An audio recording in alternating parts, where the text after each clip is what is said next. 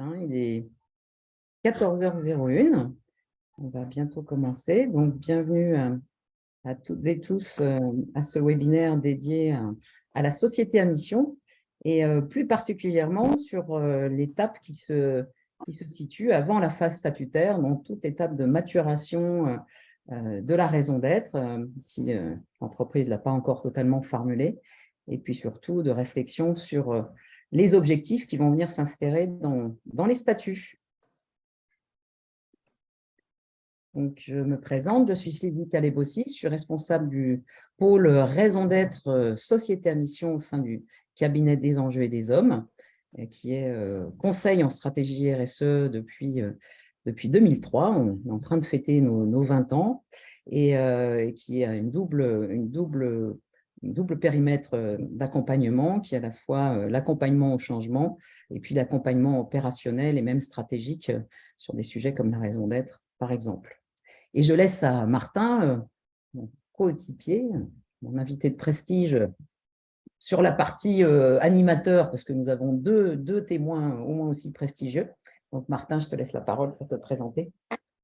Oui, merci Sylvie. Martin Richet, bonjour à tous. Vous avez bien fait de rejoindre ce webinaire qui va vous permettre de concrétiser un peu cette notion de société à mission. Donc, j'ai créé ma société de conseil qui s'appelle Management et RSE, dans l'objectif, justement, c'était en 2011, d'intégrer un peu mieux le management et la RSE. Aujourd'hui, c'est moins original que ça ne l'était à l'époque. Et je travaille beaucoup avec des enjeux et des hommes. En fait, on a un partenariat qui a très bien fonctionné depuis 2018, où on accompagne ensemble un certain nombre d'entreprises sur l'expression de leur raison d'être et pour celles qui veulent aller plus loin, également sur leur transformation en société à mission. Donc, on a travaillé ensemble sur maintenant une grosse quarantaine d'entreprises, oui. Alors certaines très grosses comme le groupe La Poste, par exemple, 200 000 salariés, d'autres plus modestes, et un peu d'ailleurs dans tous les secteurs d'activité, que ce soit la finance, la distribution, les services, l'industrie. Donc, on a fait le tour de beaucoup de secteurs d'activité sur la question. Voilà. La mobilité même, hein, les amis KBM. Donc, vous êtes peut-être familier, mais vous verrez dans l'ordre du jour qu'on a préservé un temps pour les questions-réponses. Donc, vous pouvez toutefois commencer à poser vos questions au fur et à mesure du déroulé. Et bien sûr, en allant cliquer sur la petite icône « Converser », et ça vous donnera l'occasion de pouvoir communiquer vos questions, vos interrogations ou vos réflexions. Alors, sans plus attendre, je passe au déroulé de notre agenda. Donc, on s'est dit que c'était une bonne opportunité aujourd'hui de faire un petit point sur l'actualité de la société à mission, que ce soit en France ou ailleurs, parce qu'il y a quelques petites actualités intéressantes. Dans un deuxième temps, Martin viendra mettre l'emphase sur quelques points de vigilance à prendre en compte sur ce beau cheminement vers la qualité de société à mission. Et puis, voilà, partie conséquente de notre ordre du jour, c'est bien sûr le retour d'expérience de deux entreprises qui sont devenues récemment sociétés à mission, donc les témoignages croisés. Je vais présenter rapidement ensuite Morgane et Julie qui auront, juste au moment d'ouvrir ce regard croisé, l'occasion de présenter plus largement leur entreprise et leur rôle. Et bien sûr, une séance questions-réponses pour venir clôturer cet ordre du jour. J'espère que je ne vais pas avoir trop de travaux. Donc, nos deux témoins sont donc Morgane Daniel, qui est responsable RSE du groupe Adova. Elle se représenterait le groupe tout à l'heure. Et Julie Vion, directrice transformation et impact du groupe Essor, que je laisserai le soin à Julie aussi de présenter. Deux entreprises qu'on a eu le plaisir d'accompagner justement sur ce chemin. Bonjour à tous. Alors, comme promis, un petit point sur l'actualité société à mission, que ce soit en France à l'international. Il ne vous a peut-être pas échappé que la barre des 1000 sociétés à mission avait été franchie quasiment à la fin de 2022. Donc, on voit bien, si on suit la courbe de progression du nombre de sociétés à mission en France depuis la promulgation de la loi Pacte, on est bien sur une exponentielle. Et c'est confirmé sur le début d'année, puisqu'on a à date, je crois que c'est le chiffre, je ne suis pas sûre que ce soit le chiffre d'aujourd'hui, mais enfin, c'est le chiffre du 26 juin. Peut-être qu'aujourd'hui, on a passé la barre des 1180. Donc, à ce jour, à quelques jours près, il y avait 1179 sociétés à mission référencées en France. Et peut-être pour ceux qui ne l'ont pas vu, un point aussi sur une étude qui a été menée, c'est la première étude de ce type qui a été menée par un cabinet qui commence à effectivement asseoir ses notoriétés sur le sujet des sociétés à mission, qui est KPMG, qui a publié fin mai une étude sur un périmètre de 50 rapports de mission ayant été publiés à septembre 2022 et qui permettent de prendre quelques enseignements de ce périmètre d'études. Donc, une très bonne nouvelle, en même temps, elle est un peu obligatoire, c'est que 98% des sociétés à mission ont un comité de mission et de façon intéressante, y compris pour les entreprises de moins de 50 salariés, ce n'est peut-être que dans le cadre de la loi Pacte, en fait, pour des entreprises de plus petite taille, il est offert la possibilité de n'avoir qu'un référent de mission et non pas un comité. Donc, ce qui est intéressant, c'est de voir que même les toutes petites entreprises ont éprouvé le besoin de travailler avec leurs parties prenantes sur cette feuille de route société à mission et donc ont opté pour un comité de mission. Ensuite, effectivement, un point intéressant, c'est que 50% des sociétés à mission ont au moins un des objectifs opérationnels à un horizon supérieur à 2 ans. Ce qui est important, on le reverra, Martin nous parlera justement du pilotage de cette feuille de route et de l'enjeu d'avoir une vision un peu long terme sur les engagements et les objectifs statutaires. Mais sur l'autre partie du verre un peu moins plein sur ces objectifs opérationnels à plus de 2 ans, c'est qu'en fait, il est noté par ce rapport encore peu d'engagements à très long terme, puisque moins d'un tiers de ces 50% d'entreprises ont des engagements à horizon 4 ans et plus. Un point qui a été noté et sur lequel Martin aura l'occasion de revenir tout à l'heure, c'est que 25% quand même des énoncés de raison d'être société à mission ne reflètent pas exactement l'activité de l'entreprise. C'est vrai que nous, une de nos pratiques quand on travaille avec les sociétés, les entreprises qu'on accompagne, c'est de se dire que l'énoncé de raison d'être doit être différenciant. Donc, d'une certaine façon, on doit comprendre un peu l'activité de l'organisation qu'il y a derrière. On peut se dire que si 25% ne reflètent pas l'activité d'entreprise, il y a peut-être un questionnement à avoir sur, en tout cas, les objectifs statutaires en dessous. Est-ce qu'ils vont vraiment être cœur de business ou pas? Et puis, alors, la conclusion du rapport KPMG, qui a une obligation réglementaire encore trop peu respectée par rapport à l'avis de l'OTI, puisque seulement 56% des rapports, que seulement 44% des rapports étudiés comportent l'avis de l'OTI.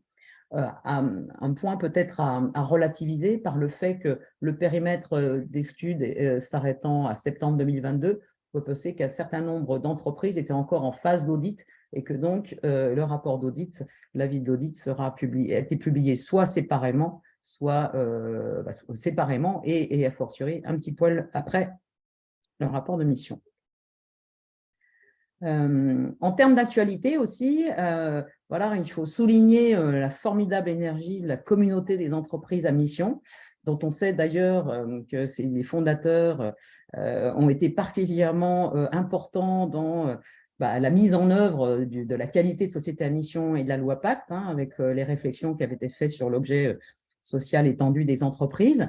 Donc, pour ceux qui ne connaîtraient pas la communauté des entreprises à mission, donc voilà, quelque chose qui en plus est mis au commun, donc l'Observatoire des sociétés à mission, qui permet via le partenariat de la communauté avec les greffes du tribunal d'alimenter une base de données qui est quand même assez unique par son exhaustivité et sa fiabilité, ce qui n'est pas le cas de toutes, au niveau des entreprises et des entreprises qui sont devenues sociétés à mission, de leur énoncé de raison d'être et de leurs objectifs statutaires.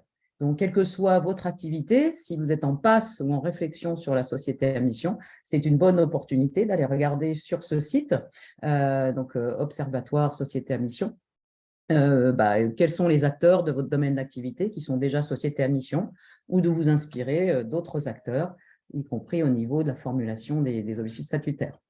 Donc, cet observatoire donne lieu régulièrement à des publications, hein, donc le portrait des sociétés à mission. Je vous ai mis là celui qui est sorti il y a fin d'année, début d'année pour l'année 2022. Et tous les ans, voilà, même tous les 6 mois hein, au début, la communauté des entreprises à mission publie cet observatoire et ce portrait. En plus de ça, voilà, pour les membres de la communauté, il y a tout un tas de publications extrêmement utiles sur des sujets qui sont au cœur justement de ces points de vigilance que va contribuer à creuser Martin. Voilà, la société à mission, réussir les 100 jours et au-delà. Donc, en fait, là, on est plus sur juste après de la phase qu'on va évoquer maintenant, hein, c'est-à-dire les premiers pas et la première année après l'acquisition de la qualité de société à mission. Il y a aussi toute une réflexion qui est menée sur la vérification, donc tout le processus d'audit. Il y a même un groupe de travail qui vient prolonger cette réflexion, qui va bientôt publier quelque chose, je crois, avec tout un tas d'organismes tiers indépendants accrédités qui donc permettent de préciser le périmètre donc, du reporting de la mission. Et puis, effectivement, des ateliers qui sont mis en place entre pairs par la communauté qui permettent à des entreprises à divers stades de maturité sur ce chemin de la société à mission de réfléchir et de se challenger ensemble. Et aussi, je crois, des formations qui sont en cours de mise en place, de mise en œuvre pour ceux qui voudraient rentrer un petit peu plus directement dans le sujet société à mission. Et puis, sans oublier un point extrêmement important qui est en lien avec on va dire dans quelques secondes sur la dimension internationale, le fait que la communauté des entreprises à mission, c'est une communauté d'entraide, de partage, d'expérience, et puis qui est très active tant sur les territoires qu'à l'international. Voilà, il y a des communautés, une communauté d'entreprises à mission qui s'est montée sur l'ouest français. Il y a beaucoup d'initiatives qui sont prises sur les territoires. Et puis, je vous ai mis voilà, cette petite capture d'écran qui est, ma foi, toute récente. On a Emery Jacquilla qui est monté à Bruxelles, venir faire valoir voilà, les vertus de la qualité de société à mission au niveau du Parlement européen. Avec tout, voilà, on voit, je crois, je ne sais pas qui est à côté, non, ce n'est pas Gaël Lyon, je ne sais pas qui est à côté, pour effectivement expliquer toute cette démarche française et venir en faire, je dirais, des émules au niveau international. Ils étaient même, je crois qu'Emery Jacquilla était même un peu plus tôt cette année à l'ONU, à New York, pour parler de ça et arguer du modèle que propose la société à mission. Alors justement, on fait le lien avec l'international avant de clôturer cette partie.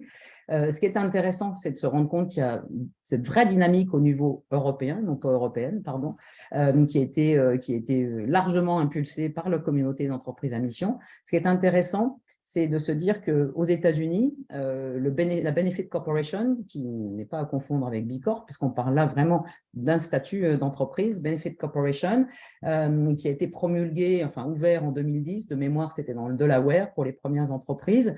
Aujourd'hui, tel qu'on a pu le creuser, parce qu'il y a beaucoup de confusion au niveau des sources d'information entre B Corp et Benefit Corporation, donc il y en a 3000.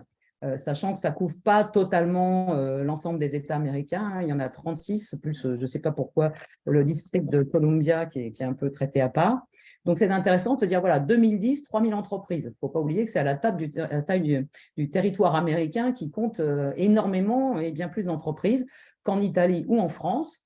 Donc, ce qui est intéressant, c'est de voir que la société à bénéfice, dont le statut a été ouvert en 2015, à date, même s'il y a eu une forte accélération, on est encore, entre guillemets, qu'à 2026, sachant qu'en face, en France, alors que ce statut a été ouvert beaucoup plus tard, hein, en 2019, on est déjà à 1179. Donc, je pense que si on met en regard ce qui se passe en Italie et surtout ce qui se passe aux US, on voit qu'on est en France dans une tendance et une dynamique qui, quand même, est nettement plus rapide que les autres pays. Ce qui est intéressant aussi, peut-être vous le découvrez, c'est que voilà, ça continue à faire son chemin, cette idée de la société à mission, puisqu'en octobre 2022 a été promulgué au niveau espagnol le statut de SBIC, je ne sais pas, SCB ou, enfin bon bref, Sociedades de Beneficio et Interés Común, Et pour l'instant, on a eu beau chercher, on n'a pas encore trouvé. Hein, ça manque de pionniers, ou en tout cas, ils ne sont pas encore référencés au niveau espagnol. Et puis voilà, que ce soit en Belgique ou en Hollande, en particulier en Hollande, où ça fait longtemps que l'idée fait son chemin, il y a des choses qui sont sérieusement à l'étude pour mettre en œuvre, je dirais, des dispositions juridiques un peu similaires. Alors, à voir si, comme la société à mission, c'est une qualité qui pourrait être acquise par n'importe quel type de société, ou si, comme la Benefit Corporation ou la Società Benefit, et y compris, je crois, la version espagnole, c'est un statut à part. Voilà. Donc, ce petit panorama étant clôturé, je laisse la parole à Martin pour nous alerter sur quelques points de vigilance. Voilà. Alors, vous voyez, il y a eu un glissement très habile entre le slide de sommaire qui disait les points de vigilance et le slide ici qui est plus raisonnable, qui dit quelques points de vigilance. Parce qu'évidemment, on ne peut pas tout vous dire. Et d'ailleurs, on ne le ferait pas parce que figurez-vous que nous, les consultants, notre raison d'être, notre métier, c'est de nous livrer à notre activité préférée qui est l'essuyage de plâtre. Donc, on essuie beaucoup les plâtres et ça permet ensuite de faire gagner du temps à nos clients lorsqu'on les accompagne. C'est la raison pour laquelle on ne peut pas tout vous dire, puisque sinon on détruirait notre métier. Je ne dis pas que nous sommes assis sur une poule aux œufs d'or, mais elle fait peut-être des œufs en bronze ou en nickel. Donc, on ne va pas tuer la poule. Alors, donc, je me suis cantonné à trois points, mais qui me semblent quand même majeurs. Hein. D'abord, l'opérationnalisation. La difficulté, une des difficultés posées par le modèle de la société à mission tel qu'on l'a fait en France, et j'en parle très tranquillement parce que moi j'ai eu la chance d'être pas mal associé au moment de la loi Pacte entre 2017 et 2019. J'avais travaillé auparavant avec le Collège des Bernardins, avec l'École des Mines sur ce qui s'appelait à l'époque la SOSE, Société à objet social élargi, et qui est devenue la société à mission. Donc l'opérationnalisation, c'est important parce que tel qu'il existe aujourd'hui, la qualité de société à mission, c'est un peu comme si dans le système scolaire, on donnait le bac à tous les élèves lorsqu'ils rentrent en terminale. Vous voyez, c'est-à-dire, vous avez changé vos statuts, vous avez mis ce que vous avez voulu dans vos statuts, et vous pouvez réclamer la qualité de société à mission, alors que peut-être, hein, pas toujours, mais peut-être vous n'avez même pas encore songé à créer votre comité de mission. Évidemment, vous n'avez pas encore eu la visite de votre cher OTI, organisme tiers indépendant, etc. Donc, vous avez eu le bac sans vraiment le passer. Et ça n'est qu'au bout de 18 mois que là, les problèmes commencent à apparaître. Donc, il y a pas mal de sociétés qui se sont un peu précipitées vers la qualité de société à mission sans forcément mesurer tous les impacts de ce que ça veut dire en termes d'opérationnalisation. Si vous en restez à une jolie raison d'être, plus quelques missions sociales et environnementales intégrées dans vos statuts, il ne va pas se passer grand-chose derrière. Donc, tout dépend du plan d'action que vous avez attaché à vos objectifs statutaires, c'est-à-dire vos objectifs sociaux, sociétaux, environnementaux que vous avez dessinés en lien avec votre raison d'être et que vous avez inscrits dans les statuts. Donc, finalement, la société à mission, qu'est-ce que c'est? C'est un cadre de gouvernance. Un cadre de gouvernance qui vous permet de créer de la valeur sociale et environnementale en même temps que vous créez de la valeur économique. Donc, ça vous permet de mieux faire vivre et prospérer un projet qui a des impacts sur la société, sur l'environnement. Donc, évidemment, il faut beaucoup s'intéresser à ce niveau. Alors, deuxième chose, la formulation des objectifs statutaires. Bon, est-ce que ça doit être cœur de métier ou plus généraliste? C'est un débat, Sylvie le mentionnait tout à l'heure dans le rapport de KPMG. KPMG se scandalise un peu du fait que les objectifs statutaires sont souvent éloignés du cœur de métier. Moi, personnellement, je considère que ce n'est pas grave, presque au contraire. Ce qui serait ennuyeux, c'est d'avoir une raison d'être qui ne reflète pas son cœur de métier, parce que la raison d'être doit refléter qui on est vraiment, pourquoi faisons-nous ce que nous faisons. Mais on peut très bien avoir des objectifs statutaires dont certains ne sont pas dans le cœur du métier. Par exemple, récemment, on a accompagné une entreprise de métallurgie qui, parmi ses objectifs environnementaux, a mis un objectif très fort sur la protection de la biodiversité. C'est très loin de son cœur de métier, mais c'est un domaine sur lequel elle peut avoir un impact.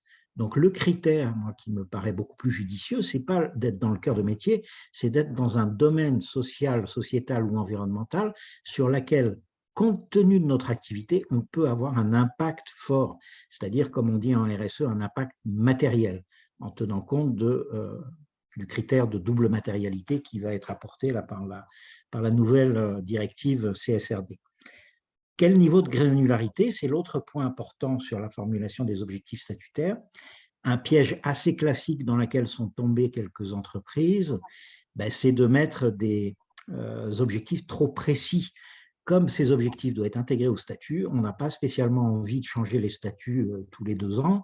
Donc, il faut éviter de mettre des objectifs qui sont trop précis, trop concrets. Donc, il faut trouver le juste milieu entre quelque chose il faut que ce soit pas trop large et en même temps pas trop précis. Voilà, donc il faut faire du fine-tuning, comme on dit en bon français.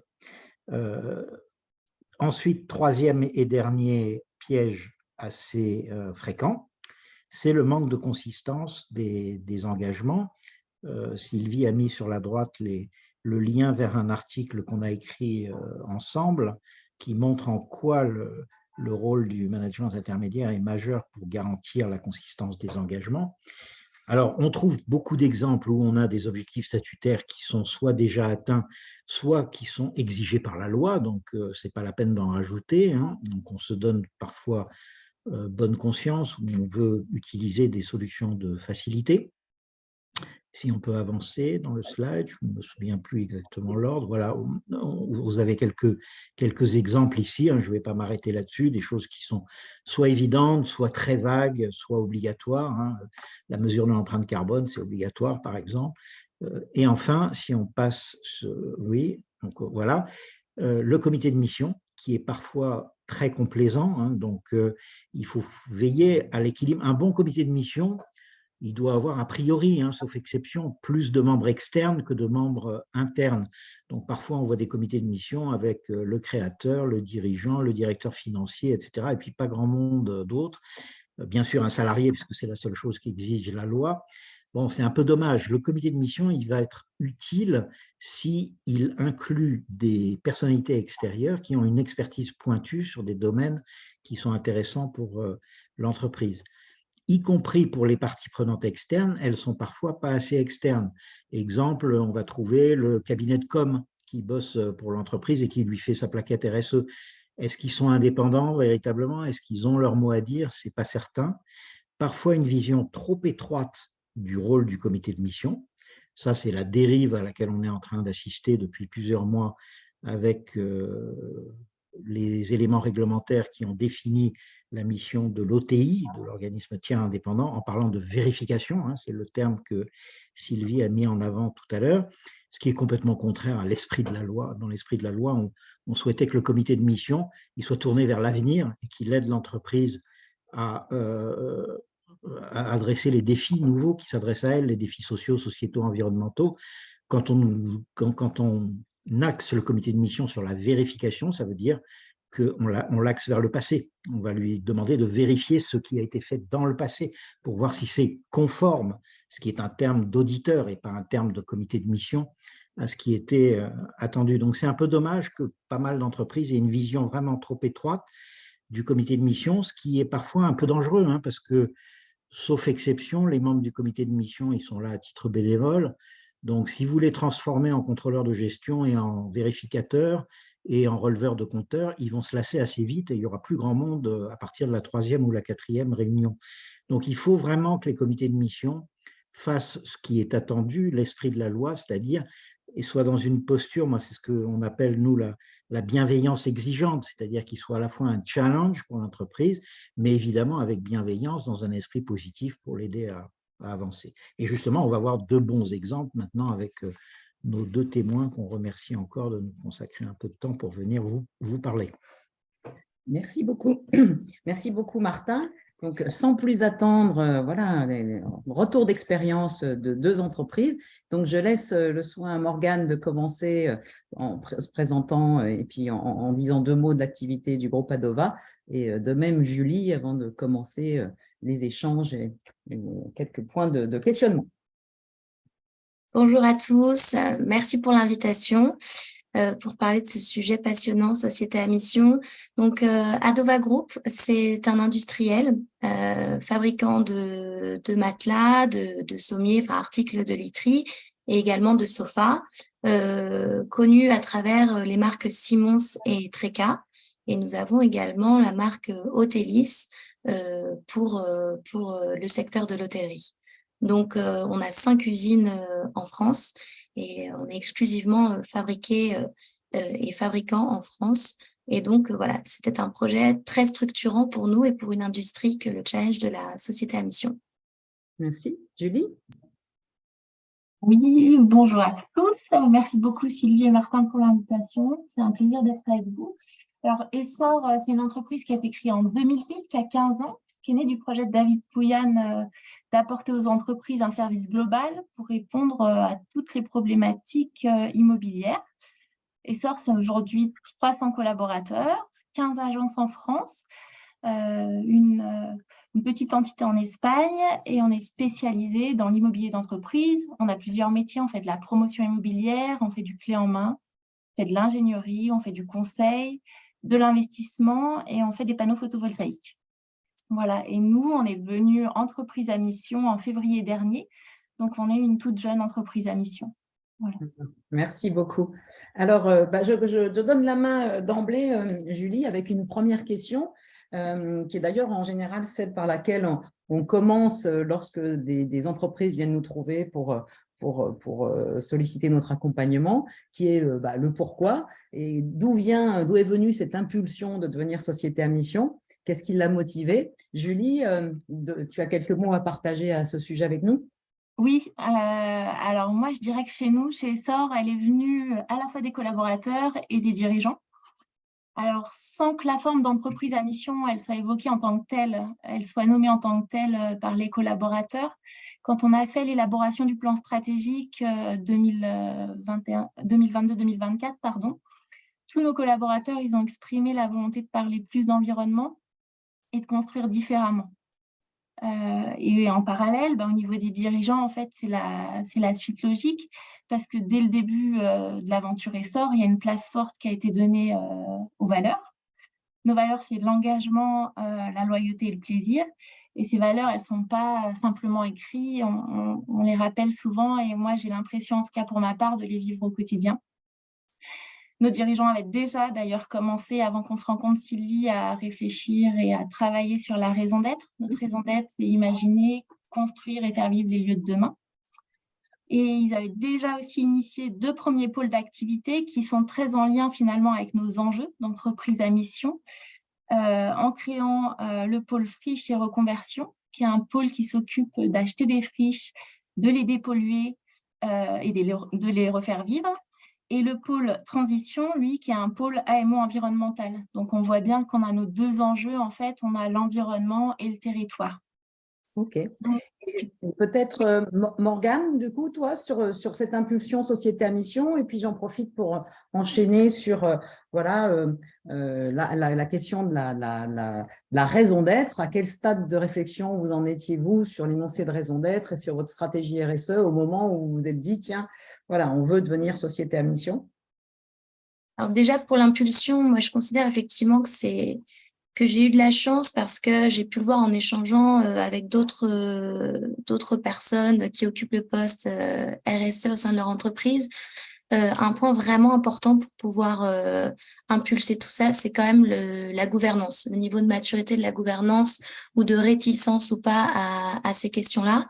Donc, moi, là-dessus, il n'y a jamais eu vraiment de questions à se poser, donc ça m'a facilité beaucoup de démarches.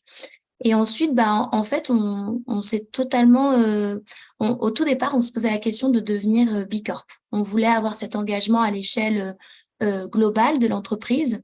On a regardé de très très près et puis on s'est tout simplement dit à travers des échanges, et comme Sylvie tu en parlais tout à l'heure, c'est avant tout aussi de l'entraide. Nous, on est dans la literie, c'est le secteur de l'ameublement. On avait des contacts aussi avec Emery Jacquia, avec qui on a échangé sur ces questions-là. Il est apparu que la société à mission finalement était la suite la plus logique et la plus cohérente pour nous, pour faire état de nos engagements. Donc voilà comment on a embrayé.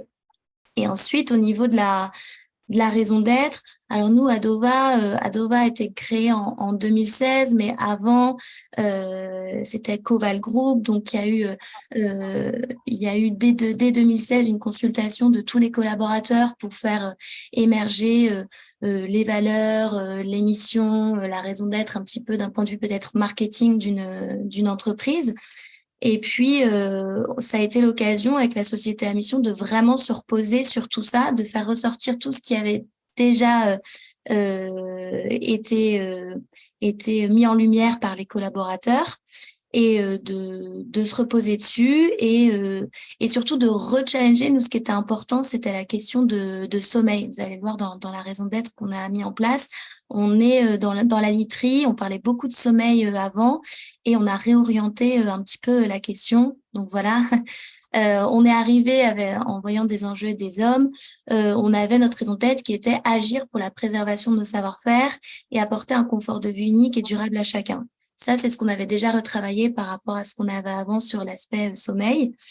Et puis, à force de travail et d'échanges et d'ateliers, on est arrivé à celle-ci qui est cultiver nos savoir-faire et se réinventer pour un confort de vie durable. Oui, effectivement, c'était une partie de la question sur avant de passer la parole à Julie, c'est en quoi le regard des parties prenantes lors de la consultation, que ce soit l'interne et externe, a-t-il amené à venir réinterroger ou à faire émerger des choses? Ah oui, bah là, c'était évident. Enfin, c'est les parties prenantes qui nous ont fait changer non pas de regard, on a toujours vraiment la même vision globale. C'est juste sur certains mots, certaines choses, on est au quotidien, on se côtoie tous en interne, on se connaît, etc. Donc forcément, pour nous, les choses ont du sens très rapidement. Donc on avait agir pour la préservation de nos savoir-faire. L'idée première, c'était nos savoir-faire, c'est quand même un élément très important chez nous que l'on souhaite faire perdurer. Et ben on nous a directement dit que le côté préservation, il y avait un côté trop ancré qui ne donnait pas de notion d'évolution, de vivre avec son temps, etc. Alors que nous, on le pensait en utilisant le verbe agir. Donc, c'est comme ça qu'ensuite, on est né avec cultiver. Et pareil, sur la notion d'innovation, on la sentait pas assez. Voilà, les parties prenantes sont vraiment là pour dire on vous connaît, on travaille avec vous d'une manière ou d'une autre, et là, on vous reconnaît pas totalement. Il y a des choses qui sont là, mais on vous reconnaît pas 100%. Donc voilà, c'est comme ça qu'on retravaille. Et après, quand on la représente, on vient nous dire ah bah là c'est plus fluide. Ok, merci Morgane. Et alors Julie, justement sur cette même question, sur le regard éclairant des parties prenantes, notamment parce qu'effectivement, il y a eu une phase d'analyse de matérialité qui a préparé le travail sur la feuille de route. Tu peux nous en dire un petit peu plus? Je vais partager le modèle de mission Essor. Oui, alors nous, les parties prenantes, elles ne sont pas intervenues pour challenger notre raison d'être, mais pour mettre en place nos engagements. Donc, on a interrogé aussi 20 parties prenantes externes et puis à 2 reprises l'ensemble des collaborateurs du groupe. Et chez nous, ce qui a été très important, c'est aussi l'interview des parties prenantes internes parce vous l'avez compris, on a plusieurs métiers. On n'a pas le même impact sur la construction. Quelquefois, on arrive, le bâtiment est déjà conçu. Quelquefois, c'est nous qui concevons le bâtiment. Quelquefois, on est juste conseil.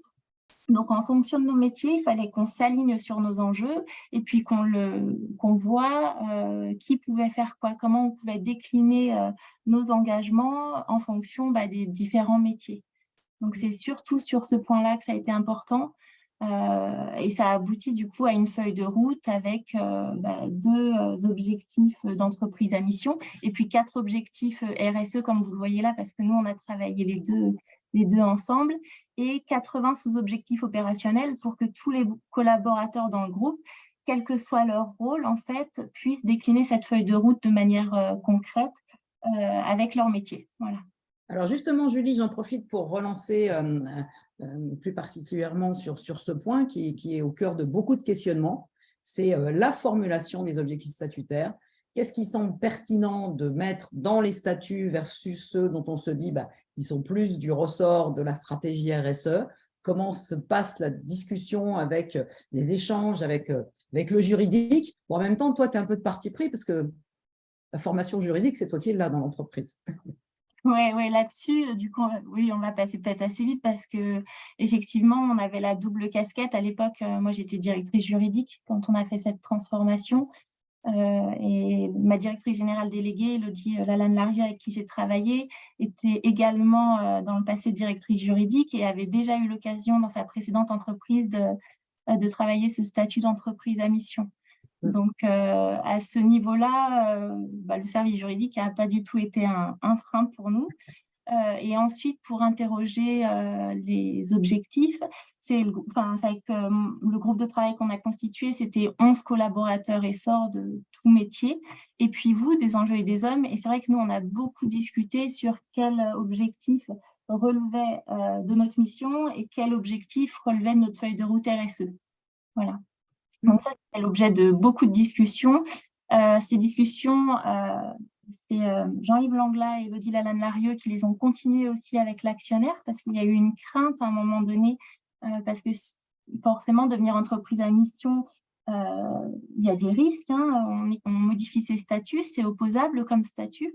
Et si on fait les choses à moitié, on peut se voir reprocher par des collaborateurs, par des clients. Donc voilà, et puis on en est arrivé à mettre dans nos statuts deux objectifs, réduire notre empreinte environnementale et s'affirmer comme un acteur du développement des territoires. Et c'est finalement notre cœur de métier qui a été mis dans nos statuts, notre ADN. Voilà, ça nous ressemble beaucoup.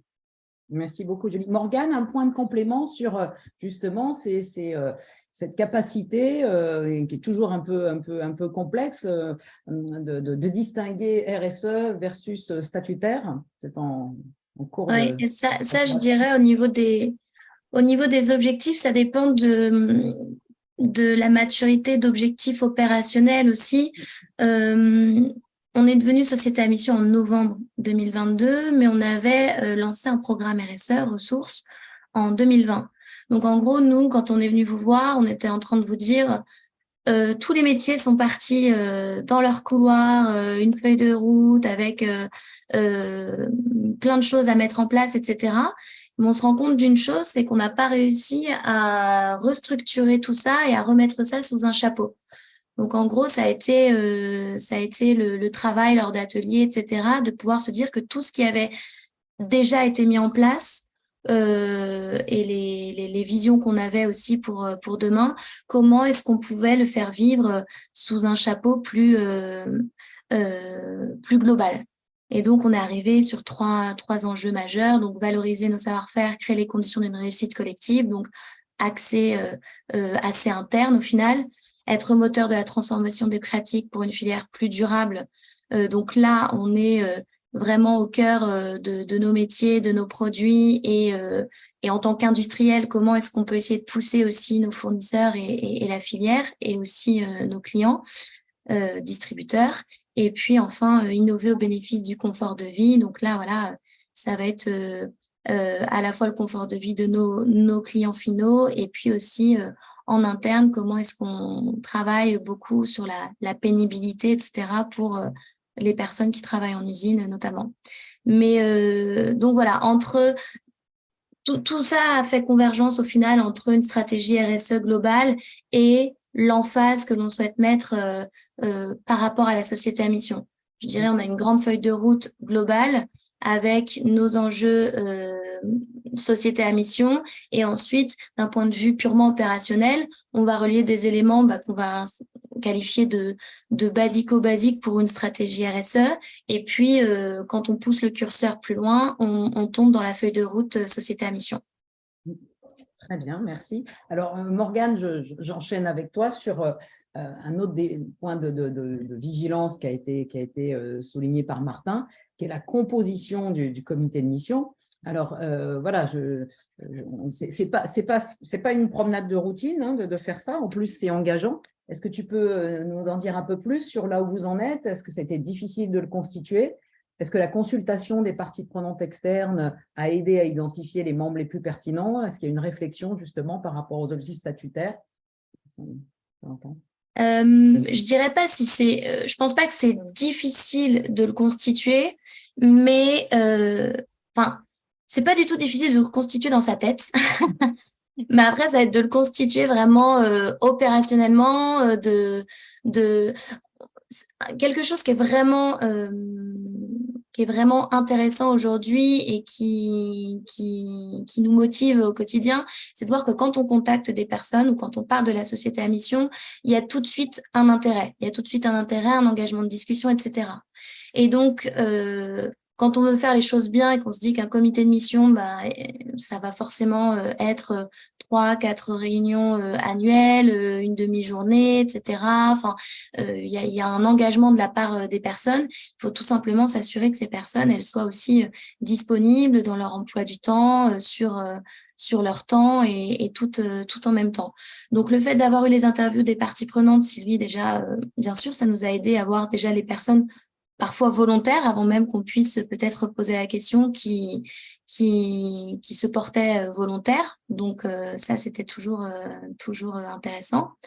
Et ensuite, essayer d'aller vraiment voir l'écosystème global et voir comment chacun va pouvoir nous aider. Et le mot bienveillant, challenger bienveillant, et c'est tout à fait ça. C'est vraiment ce qu'on va rechercher.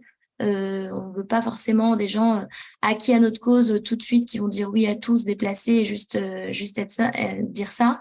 On veut pouvoir être dans l'échange constructif. Merci.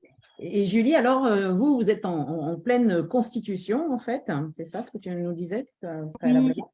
Oui, c'est ça. Alors nous, on y avait déjà un peu réfléchi au tout début. Et puis là, c'est redevenu le sujet du moment. On a souhaité un petit peu lancer notre feuille de route pour commencer un petit peu à avancer avant de constituer le comité de mission et avoir un comité de mission qui soit le plus adéquat possible et également qui puisse nous challenger, comme disait Martin, qui n'est pas juste la lettre de la loi, mais aussi l'esprit de la loi.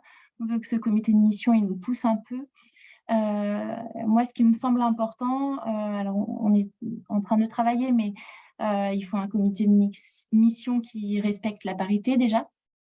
Je pense qu'il est aussi important, qui représente notre écosystème. On aimerait qu'il y ait une entreprise avec qui on travaille tous les jours, qui est peut-être un financier, un client, un étudiant ou encore un chercheur pour nous éclairer différemment. Il y a beaucoup de comités de mission où il y a des chercheurs. Et puis, je reprends encore ce qu'a dit Martin, mais je pense que c'est essentiel. Il faut des personnes qui ont des profils complémentaires et surtout des connaissances très spécifiques sur les enjeux qui constituent notre mission. Voilà. Donc, à notre niveau, ça sera des enjeux essentiellement environnementaux et territoriaux. Voilà, on veut des spécialistes du territoire, des spécialistes de l'urbanisme, des gens qui connaissent aussi l'immobilier parce qu'il faut que les préconisations puissent s'appliquer aussi à nos métiers. Voilà, donc c'est un équilibre à trouver entre ces différents sujets. Merci. Et puis, une dernière question avant de laisser la place aux questions et réponses de ceux qui nous ont rejoints. Puisque tu prenais la parole, Julie, je te la laisse et on clôturera avec Morgane. Qu'est-ce que cela change de devenir société à mission? On sait que chez Essor, c'est tout récent. C'était quoi les premiers petits pas ou premiers grands pas et les bonnes surprises parmi ces petits pas? Alors, je dirais deux choses peut-être. Déjà, on a commencé à structurer parce que, je le répète, mais c'est important pour nous, c'est comme ça qu'on est constitué, on est beaucoup de métiers. Donc, moi, j'ai 30 référents RSE qui sont là pour m'accompagner et faire que la feuille de route, elle transforme aussi petit à petit les métiers de chacun avec qui je travaille. On a mis des indicateurs aussi pour vérifier qu'on avançait doucement mais sûrement. Et puis ensuite, effectivement, comme tu l'as dit, on fait plein de petits pas. Si je prends un exemple, l'objectif de faire des bâtiments avec un carbone plus bas, on a commencé par informer les collaborateurs. Une fois par mois, on a des petits déjeuners thématiques, puisqu'il faut que les collaborateurs ils soient informés des sujets pour qu'ils puissent ensuite sensibiliser nos clients. On a rencontré aussi, on rencontre les acteurs en fait.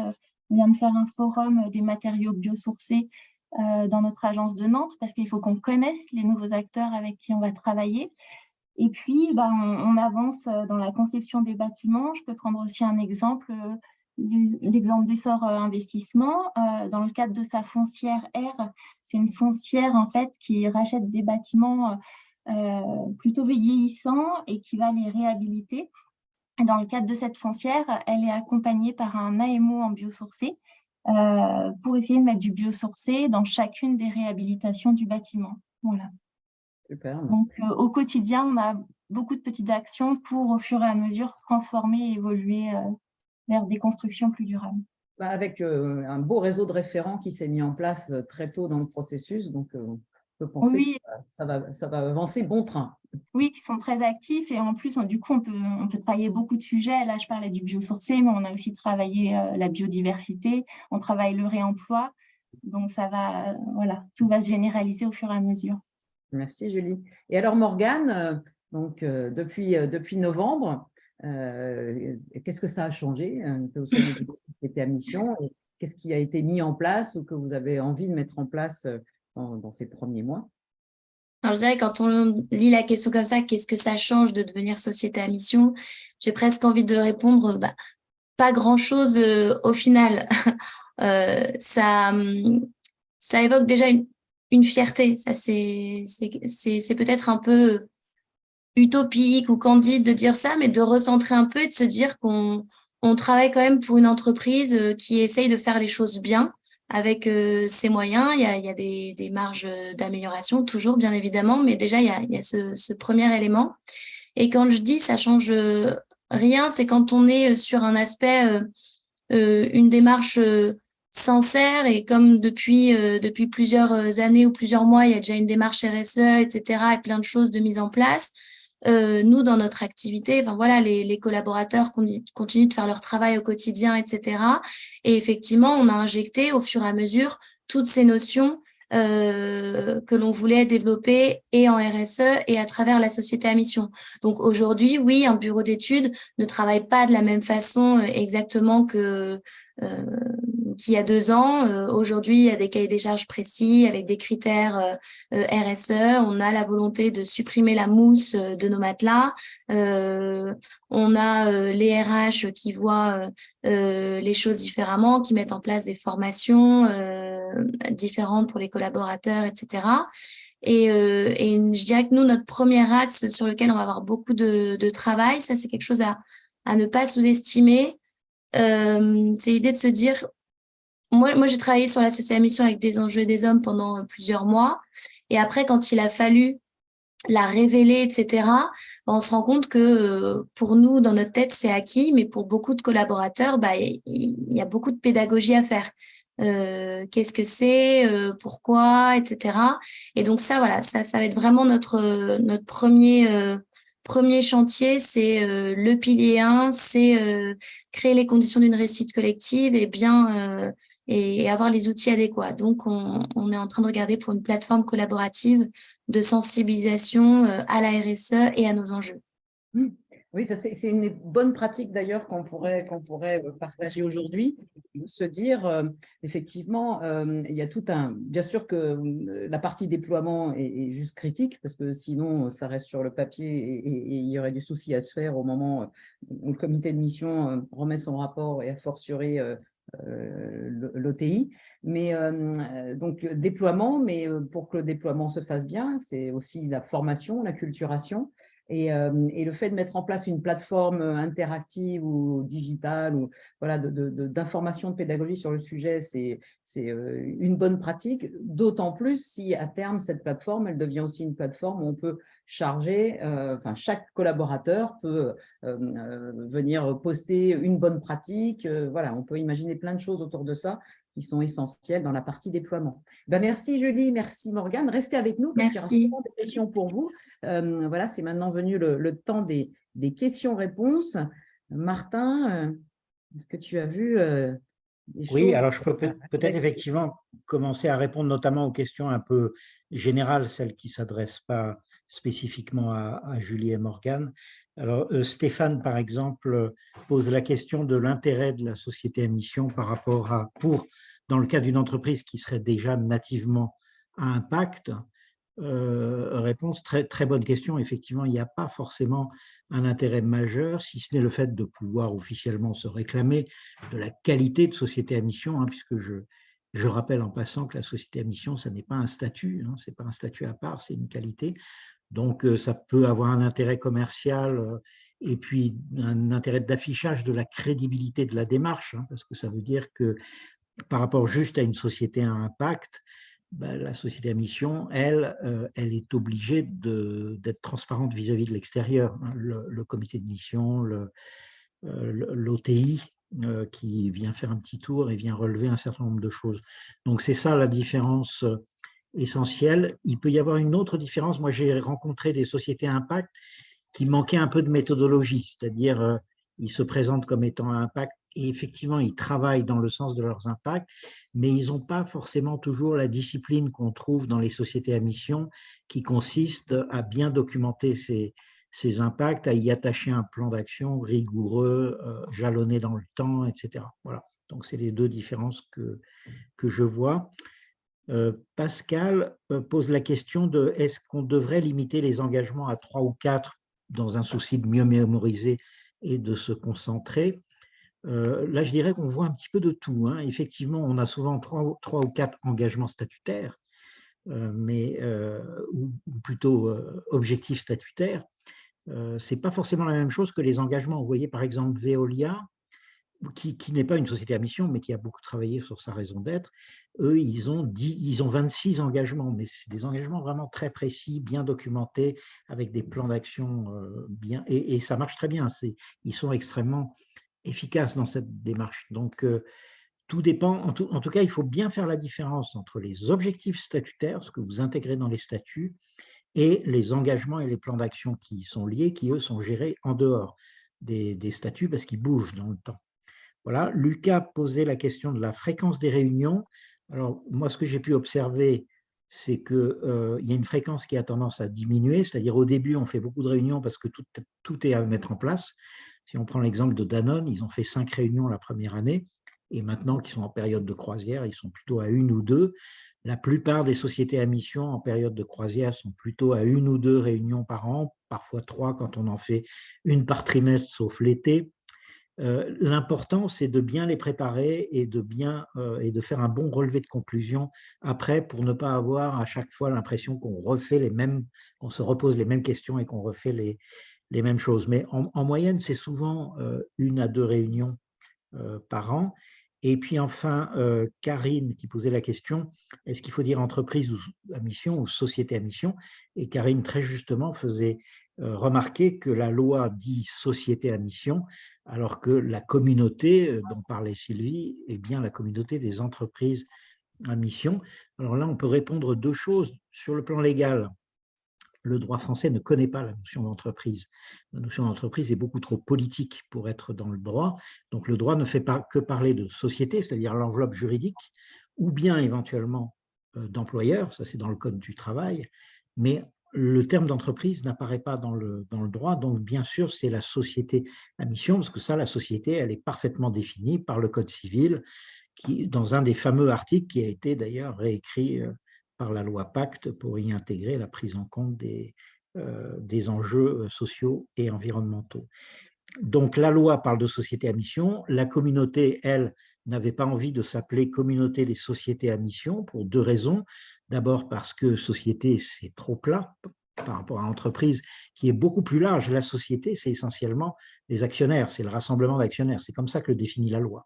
Alors que l'entreprise, elle a toutes les ressources. Elle a les ressources humaines, elle a les parties prenantes, etc.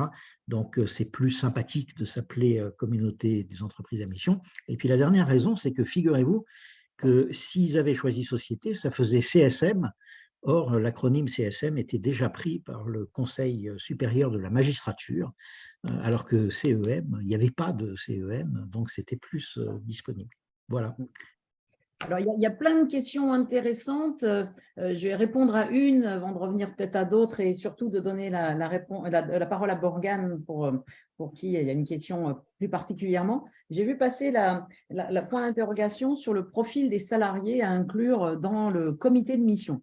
Alors, la loi PAC ne dit rien dessus. La loi PAC ne parle pas de nombre minimum ou maximum de membres de comité de mission, quand même ne parle pas de nombre minimum ou maximum de nombre d'objectifs statutaires. En revanche, il nous semble important que le rôle du salarié ne soit pas limité, comme on peut le voir, on peut le supposer de certaines compositions de comité de mission, à être le scribe de ce qui va se dire dans la réunion du comité de mission. Nous, il nous semble que c'est important d'avoir des salariés qui sont vraiment là à part entière pour représenter la partie prenante collaborateur. Donc des gens de terrain, représentatifs potentiellement s'il y a beaucoup de diversité dans les activités de l'entreprise, de différents justement niveaux ou panels d'activités, mais en tout cas que ce ne soit pas quelqu'un dont on se dise c'est la petite main qui va prendre les notes, parce que ça veut dire que de facto, on a tendance à exclure une partie prenante critique et celle des collaborateurs. Ensuite, effectivement, il y a tout l'enjeu par rapport à la raison d'être qui était évoquée. Une autre question qui était sur, voilà, est-ce qu'il y a des entreprises qui ont été amenées à retoquer leur raison d'être, voire leurs objectifs statutaires chemin faisant. Alors, à ma connaissance, je n'ai pas encore vu d'objectifs statutaires retoqués, encore que le groupe Rocher en avait 5 dans les statuts et que dans leur dernier rapport de comité de mission, il y a 2 piliers qui étaient peut-être un peu trop, je dirais, proches, qui ont été fusionnés. Donc, ils ont rapproché, je dirais, visuellement, mais je pense que dans les statuts, ça n'a pas évolué. Par contre, des entreprises qui ont été amenées à reformuler leur raison d'être parce que les salariés ne s'y reconnaissaient pas, qu'elle était trop vague, etc., pour tout un tas de raisons. Oui, ça, bien sûr. Et dans le cas où c'est une entreprise qui met sa raison d'être dans ses statuts, ça amène à changer les statuts. Mais je ne suis pas sûre, je ne voudrais pas dire de bêtises, je sais que SNCF a fait évoluer sa raison d'être, le Crédit Agricole a rajouté un morceau parce qu'ils avaient oublié quand même la partie prenante planète et, dans leur formulation.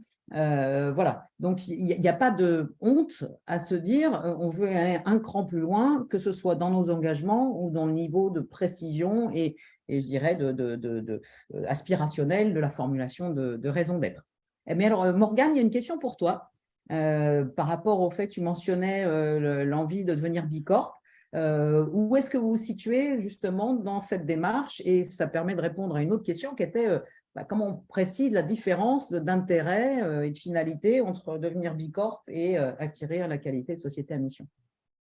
On est en stand-by complet sur cette démarche. Du coup, on va avoir beaucoup de travail avec la société à mission. Je pense qu'en fait, voilà, il faut se poser, échanger en interne sur ce qui se rapproche le plus aussi des valeurs de l'entreprise ou autre et de ce qu'on veut faire aussi. C'est vrai que Bicorp a un aspect très international. On est fabricant français, mais aussi on avait un attrait, on est vendu partout dans le monde, donc on se posait aussi cette question-là. Puis après, quand on a regardé les questions de plus près, il y a quand même beaucoup de questions. Enfin, c'est un label américain, donc forcément, il y a des choses, rien que par le fait d'être français, où on gagne des points un peu assez facilement. Et puis, on va pas se mentir aussi, Bicorp est assez victime de son succès en ce moment. Donc, on a regardé le temps qu'il fallait pour pouvoir potentiellement devenir Bicorp. On était sur des délais vraiment très longs. Et nous, on voulait vraiment être dans l'action, faire en sorte que de continuer dans l'émulation de notre programme RSE qu'on avait lancé, etc. Donc, on voulait rester dans l'activité et dans l'action avec nos collaborateurs. Et effectivement, ensuite, quand on a regardé Société à mission, voilà, c'est le modèle français qui correspond en tout point, qui était dans la plus droite lignée cohérente de ce qu'on faisait déjà. Parce que le but, c'est certes de se structurer, de révolutionner certaines pratiques, mais pas tout non plus. Derrière, on a 800 collaborateurs, 5 usines, donc c'est pas évident. Alors dans le même sens, Sylvie, on a Cécile qui pose la question, justement, qui prolonge un peu celle qui vient d'être traitée par Morgane. Société à mission, Bicorp, label engagé. Label engagé, c'est le label de l'AFNOR. Comment choisir? Et peut-être que là, on peut répondre en 2 mots que on a d'un côté donc la société à mission, Et de l'autre côté, les labels. Donc, Cécile citait Bicorp, le label américain dont on vient de parler, le label engagé, il y a aussi le label Lucie. Ces deux démarches qui ne sont pas contradictoires. D'ailleurs, quand vous regardez les sociétés à mission, il y en a beaucoup qui sont aussi Bicorp, il y en a beaucoup qui sont aussi Lucie, etc. Donc, ce n'est pas contradictoire et en même temps, c'est deux démarches quand même très différentes parce que si vous allez vers le label, c'est que vous allez vers une approche de conformité. C'est-à-dire que vous vous dites, il y a ISO 26000, il y a des normes et moi, je vais me rapprocher de ces normes. Donc, vous vous conformez à un univers idéal qui vous est proposé de l'extérieur. Donc, vous êtes dans une démarche inside out. Alors que la société à mission, c'est exactement le contraire. C'est vous qui choisissez au travers de votre raison d'être que vous déclinez ensuite en mission et en objectif statutaire, c'est vous qui choisissez vos combats. Vous voyez, vous ne vous rapprochez pas d'un truc qui vous est imposé de l'extérieur, c'est vous qui avez décidé de vous battre sur tel objectif du développement durable ou tel engagement ou tel enjeu qui vous paraît pertinent, qui vous paraît matériel, pour reprendre un terme RSE, et sur lequel vous avez envie d'avancer. Voilà, donc c'est des démarches qui ne sont pas du tout contradictoires, mais qui en même temps sont très différentes. Donc la première question à se poser pour répondre à la question de Cécile, c'est est-ce que j'ai plutôt envie, est-ce que je me sens plutôt à l'aise dans une approche de conformité qui va me donner une méthodologie et qui va me guider sur là où je dois aller, et là c'est le label, ou bien est-ce que je suis plutôt confortable dans une approche où c'est moi qui vais choisir mon terrain de jeu, et là c'est plutôt le chemin de la société à mission. Alors, j'ai une question de Hajar Kounsi qu'il faut peut-être régler rapidement parce qu'effectivement, on n'a pas fait le rappel, je dirais, des principes de base de la société à mission qui pose la question de la différence entre entreprise à mission et raison d'être d'une entreprise. En fait, au sens de la loi Pacte et ce qu'on utilise comme vocabulaire au niveau de la communauté d'entreprises à mission, ce qu'on appelle la mission au sens loi Pacte, c'est le couple raison d'être, objectif statutaire. Bon, alors c'est vrai qu'en français, il y a plein d'acceptions du mot mission. Nous-mêmes, on fait des missions d'accompagnement de nos clients. Donc voilà, pour répondre à cette question. Et puis, effectivement, il y a une autre question qui est un peu le corollaire et qu'il faudrait rectifier. Il y a Chantal qui nous dit, vous semblez dire que la société à mission, c'est la stratégie et la RSE, le déploiement. En fait, non, ce n'est pas exactement ça. C'est-à-dire que quand on devient société à mission, il y a effectivement une feuille de route de déploiement de l'atteinte des objectifs statutaires. Pour autant, voilà, il y a une stratégie RSE qui elle, a pour but de continuer à être déroulée et d'optimiser les impacts positifs et de minimiser les impacts négatifs et tout en étant dans la compliance. Les piliers de la société à mission, ces objectifs statutaires, ils aident l'entreprise à mettre la pédale forte, j'ai envie de dire, à accélérer sur les activités et les piliers qui sont vraiment au cœur de son business model, donc d'aller un cran plus loin. Donc, on ne peut pas dire, voilà, il y a la théorie qui serait la société à mission et la pratique qui serait la stratégie RSE. C'est un peu ce qu'évoquait Julie tout à l'heure. Il y a des choses dans la feuille de route société à mission dont on se dit, elles sont vraiment critiques et elles sont au cœur de business, donc on les met dans les statuts. Et puis d'autres, on se dit, c'est plus de l'ordre de la stratégie RSE. Donc, on peut en parler dans le rapport du comité de mission et présenter et en échanger sur ces sujets avec le comité de mission. Mais voilà, il y a des choses qui sont plus du ressort de la compliance ou de la bonne pratique RSE et qui n'ont pas vocation à rentrer dans les objectifs statutaires. Est-ce que tu veux commenter là-dessus, Julie? Parce qu'il y a eu beaucoup oui, peut-être juste pour compléter, en fait, pour moi, du coup, la RSE, c'est comment on doit travailler. Effectivement, c'est la compliance, c'est tout ce qui est RSE, RH. Et l'entreprise à mission, en tout cas, nous, ce qu'on a choisi de mettre dans nos statuts, c'est comment on peut être utile avec notre activité. J'espère que ça… Il y a une question d'Anne-Sophie qui, je pense, vous est adressée, Morgane et Julie, qui est « Comment faites-vous cohabiter votre conseil d'administration et votre comité de mission ?»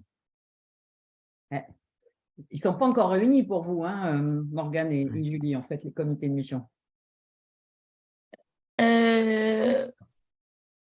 Alors, mais nous, on ne le fait pas cohabiter. Il n'y a pas le conseil d'administration dans le comité de mission.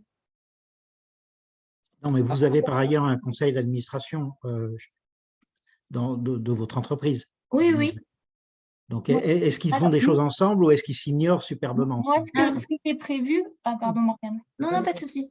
Ce que j'ai prévu, je ne sais pas si du coup on retiendra cette idée, mais le comité de mission, il est quand même un lien avec beaucoup de gens. C'est un lien avec les collaborateurs, c'est un lien avec nos parties prenantes externes, et ça doit être aussi un lien avec nos dirigeants. C'est pour ça que dans mon comité de mission, j'aimerais aussi qu'il y ait un des dirigeants et qui fera certainement le lien entre le conseil d'administration et le comité de mission. Voilà. Mais effectivement, en général, ce qu'on observe, hein, c'est que les deux comités s'ignorent superbement. Rien n'est prévu et la loi ne demande strictement rien, hein. Et moi, je trouve que c'est bigrement intéressant de trouver des sujets sur lesquels ils peuvent travailler ensemble, hein, ne serait-ce qu'il y a un membre, comme le suggérait Julie, ou qu'il y a un membre du comité de mission qui assiste à un conseil d'administration ou au comité RSE du conseil d'administration lorsqu'il existe, pour rendre compte du rapport du comité de mission, par exemple. Inversement, c'est vraiment bien qu'il y ait des ponts parce que la loi Pacte, elle dit bien qu'elle donne au conseil d'administration l'initiative d'exprimer la raison d'être et éventuellement d'aller jusqu'à la société à mission.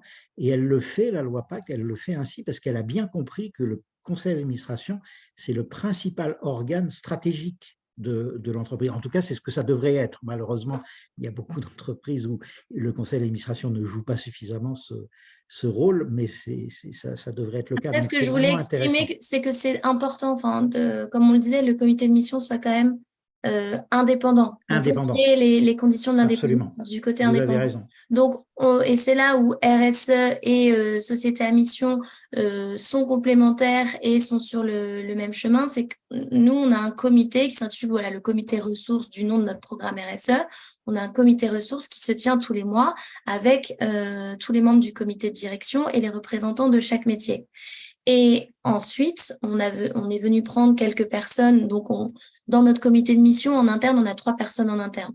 Il y a moi, la responsable juridique et le directeur général adjoint. Donc ensuite, forcément, c'est entremêlé au niveau des informations assez fluides sur ces points-là. Après, Absolument. effectivement, on a notre ami Gérard Schoun qui nous dit parfois il peut y avoir des membres du comité d'administration qui sont présents à des séances de travail du comité de mission, voire qui peuvent faire partie du comité de mission. On a l'exemple de Danone où il y a dans le comité de mission de Danone un ancien membre du CA, qui est aussi une façon de faire les ponts. Et puis, peut-être qu'il y a effectivement des nouvelles pratiques à mettre en place. On a eu l'opportunité hier pour une entreprise qu'on accompagne d'avoir une séance de travail d'une journée mixant comité de direction et comité de mission pour travailler ensemble sur la feuille de route. Et peut-être que la prochaine fois, on aura aussi le conseil d'administration. On peut imaginer des choses effectivement qui permettent de sensibiliser parce que voilà, on n'est pas toujours assuré de la représentativité des parties prenantes au niveau des conseils d'administration. Et Sylvie, juste du coup, pour te compléter, tu prenais l'exemple de Danone, mais Danone, le conseil d'administration va quelquefois présenter au comité de mission les sujets de transformation importants de la société. Voilà, une bonne pratique. Et Voilà, puis, donc, 15h09, on poursuivrait bien les échanges. Alors, il y a encore plein de questions. On va essayer de répondre à celles qu'on n'a pas pu adresser aujourd'hui. Il nous reste encore 85 participants. Merci d'avoir bien voulu rester un petit peu plus longtemps. On garde le contact sur les différentes questions auxquelles on n'a pas pu répondre. Et puis, merci Morgane et Julie d'être venues apporter vos témoignages. Merci à tous. Nos fidèles compagnons. Et je vous souhaite à toutes et à tous un excellent après-midi. Également. merci à tous. Au revoir. Au revoir.